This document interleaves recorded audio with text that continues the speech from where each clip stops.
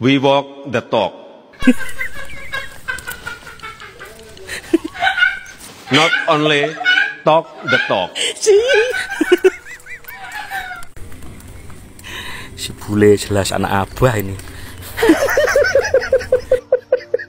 Apa kepentingannya Hercules datang ke situ? Dia bukan kuasa hukum.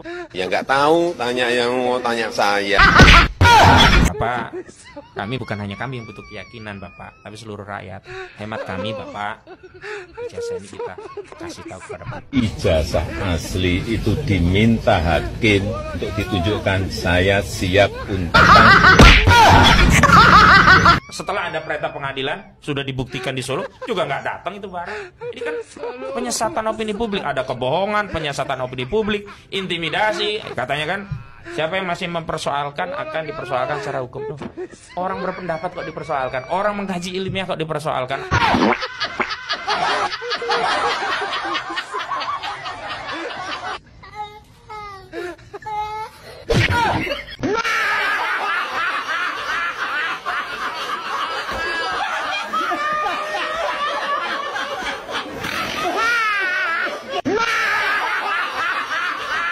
Semakin gokil apa yang menjadi kelakuan para netizen, ledekan-ledekan dan parodinya terhadap Pak Mulyono, saya kira sangat-sangat menghibur.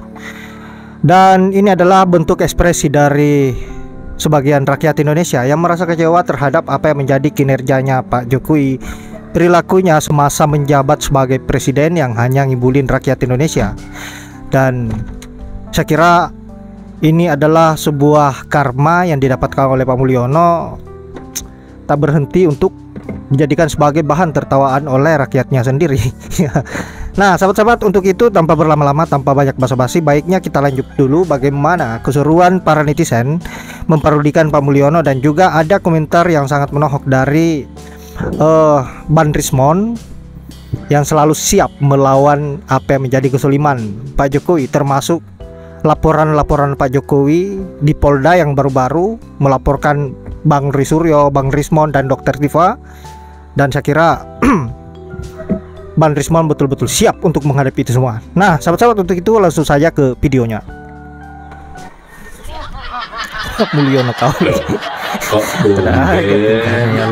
tumben puji-puji, biasanya kan tidak seperti itu. Kok tumben puji-puji, pasti ada apa-apanya. Pasti ada apa-apanya. Kok tumben puji-puji. Orang yang menggunakan ijazah palsu aja bisa jadi presiden. Jadi buat apa capek-capek kuliah, mending datang aja ke UGM minta bikinkan ijazah palsu. Dan harapan kami sebagai anak bangsa kepada Bapak Jokowi agar secepatnya untuk menunjukkan ijazah aslinya ke publik, supaya tidak menimbulkan kegaduhan di negeri ini. Bentar dulu dek, tapi pertanyaannya dek, kenapa lah kalau Pak Jokowi belum mau juga menunjukkan ijazah aslinya ke publik? Ya nggak tahu lah kak, mungkin Pak Jokowi sengaja mau mengadu domba antara orang yang pro dan kontra kepadanya, atau bisa jadi memang benar ijazah Pak Jokowi itu palsu. Sekarang coba kita pikir aja lah kak secara akal sehat. Kalau memang ijazah Pak Jokowi itu asli, apa sih susahnya hanya tinggal menunjukkan ijazah aslinya aja ke publik? Kan gak jadi heboh seperti itu. Jadi deh, kalau misalnya memang terbukti ijazah Pak Jokowi itu palsu, apa dampaknya buat masyarakat? Kalau Pak Jokowi tidak diadili, ya dampaknya bisa jadi mengurangi semangat anak bangsa untuk kuliah. Kenapa gitu? Ya iyalah kak, orang yang menggunakan ijazah palsu aja bisa jadi presiden. Jadi buat apa capek-capek kuliah, mending datang aja ke UGM minta bikinkan ijazah palsu. Pak Jokowi itu wali Allah. Saya sependapat dengan apa yang disampaikan oleh Ibu Musrifah ini, ya. Woi, penonton, catat tuh, catat. Jokowi wali katanya. Belum selesai masalah ijazah, muncul lagi ternaknya. Ngaku Jokowi wali. Cuman modal beras bulog yang tidak dimakan sama pejabat cukup untuk mengkerdilkan pikiran rakyat. Wali.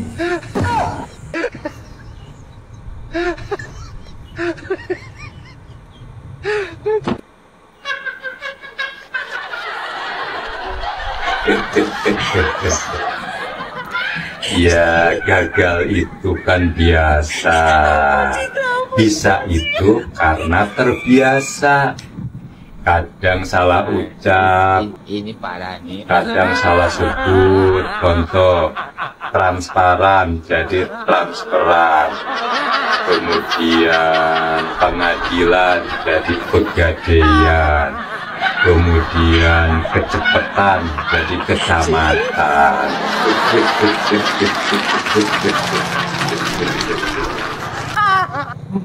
Difitnah saya diam, dihina saya diam, direndahkan saya juga diam. Tapi kalau disuruh jujur, saya melawan.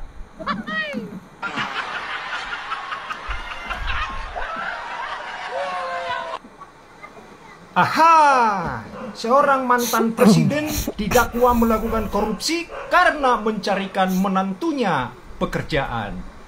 Tapi itu di Korea. Presiden Korsel Moon Jae-in didakwa korupsi karena carikan kerja untuk mantunya. Ya, itu di Korea.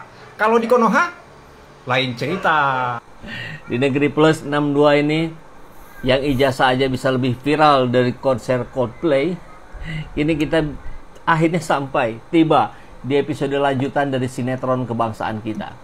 Saatnya ijazah bicara, tapi lewat kuasa hukum. Wah, kuasa hukumnya Joko Widodo tentu, Presiden ke-7.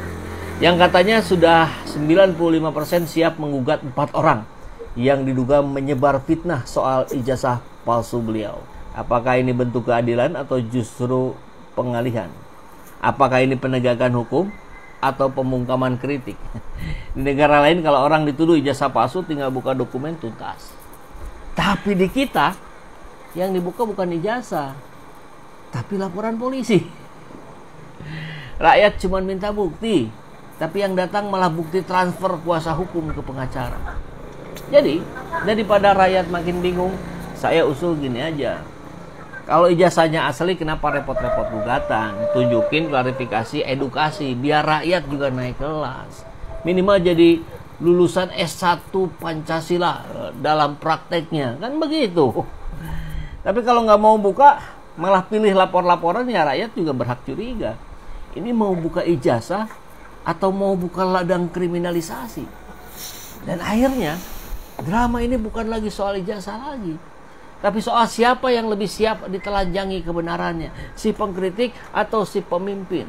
Lebih tepatnya sih mantan pemimpin. Jangankan ancaman penjara, Joko Widodo, ya, ancaman nyawa pun saya hadapi, gitu, ya, karena saya pegang, ya, keilmiahan. Anda boleh berbohong terhadap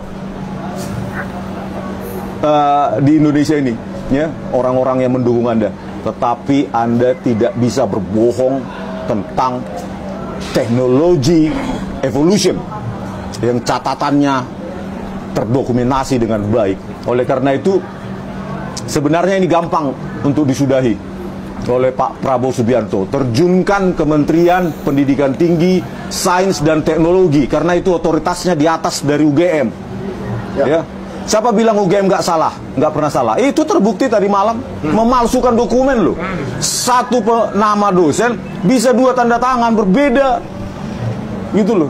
Oleh karena itu, ya, dari latar belakang bahwa banyak juga perguruan tinggi yang memperjualbelikan ijazah, ya, kenapa nggak UGM?